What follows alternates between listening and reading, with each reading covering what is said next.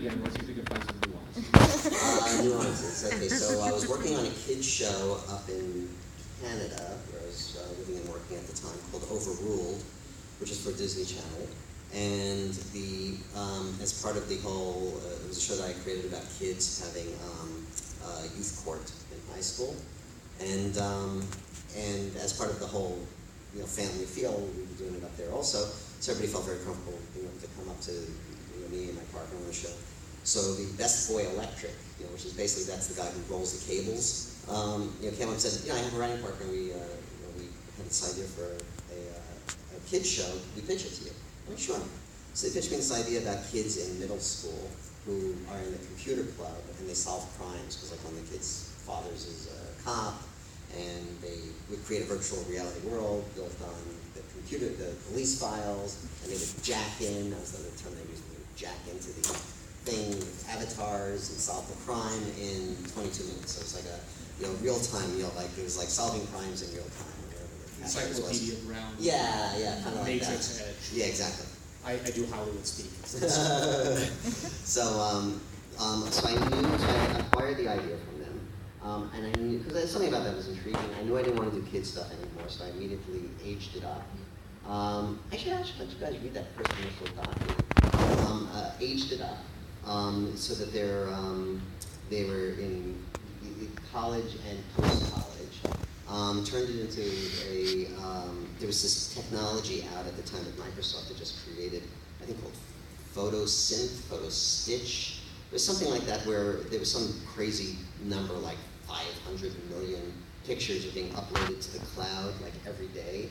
Like a bizarrely large number.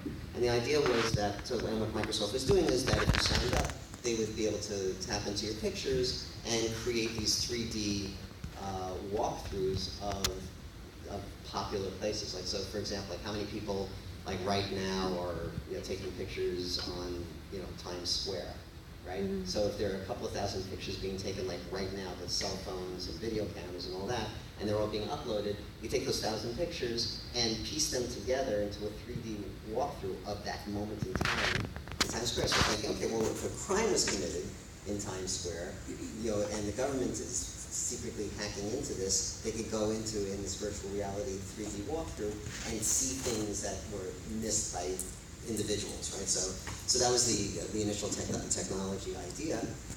So I wrote the pilot based on the uploaded pictures and security camera concept. And then one of the producers I was pitching the series to said, security camera feels done, but I've always wanted to figure out how to go into the memories of the dead. And I was like, oh, that's a much better idea. I like that. So literally, I had the pilot already written as the security camera version of it, rewrote it, and it was a simple fix, because a lot of the script didn't have anything to do with the technology. It's like she still went into a tank, and so now just instead of going into this thing, it was just a body, instead of a computer, simulation.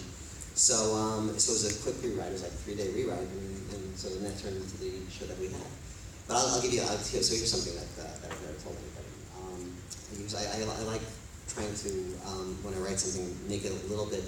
I'm not fully successful. I try to make something surprising or like, oh wait, that's not supposed to happen yet. Like in the pilot episode, when you have these. The Kirsten Cameron type relationship, it's the will they, won't they kind of thing. It's usually, you build up to that first big kiss, that happens like towards the end of the first season. So I said, no, we're going to do that. Thank you. That was our 5-minute point. So I said, no, we did that in the very first episode, right? And then pulled it back. Let's try to do something completely unexpected. So in the original conception for Stitchers, very much like we have Kirsten Cameron, they get together, it's that, kind of like snarky kind of relationship. Things look like it's, like, oh, this will be interesting. Let's see where this relationship goes. This will be the will they, won't they relationship. And then I killed Cameron at the end of episode 1. Yeah. To say, oh, because what I wanted is, in a Game of Thrones pre. Yeah, right. That was a hard. We should do that. Can we do that? Yeah, we can do that. Now? Yeah, because the idea being that I want the people to be able to look at the show and go, oh, I have no idea what if they could do that, if they could set you up for like, you know, this is who your male romantic lead is, and they actually kill them in episode 1, I'm gonna watch this show because I have no idea what they're capable of doing, right? So That's your first good idea. the last one. So we did get the 5-minute warning, and there's so much talk.